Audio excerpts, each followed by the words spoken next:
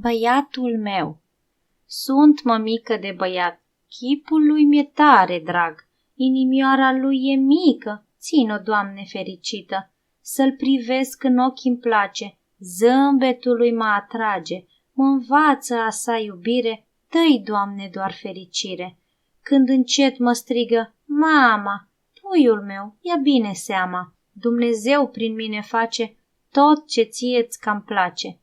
Dragul meu cu suflet bun, nu lăsa să-ți stea în drum oameni ce nu sunt ca tine, zi ca ei și fă ca tine.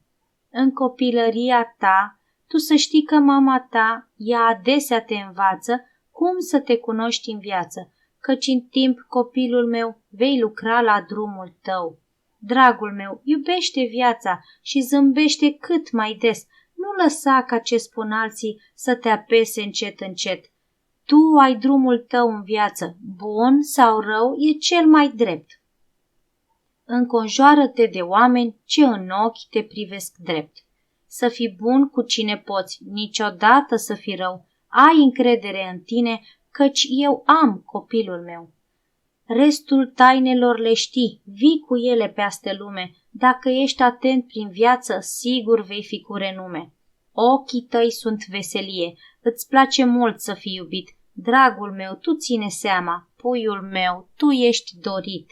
Of, și acum ești mititel, nu înțelegi tu încă bine, viitorul e mister, să fii tu e cel mai bine.